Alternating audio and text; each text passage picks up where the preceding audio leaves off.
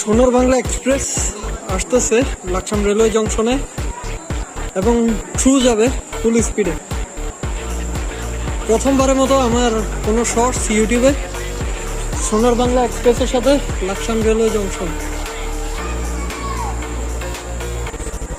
সরে যাও তাড়াতাড়ি, কি করতেছো?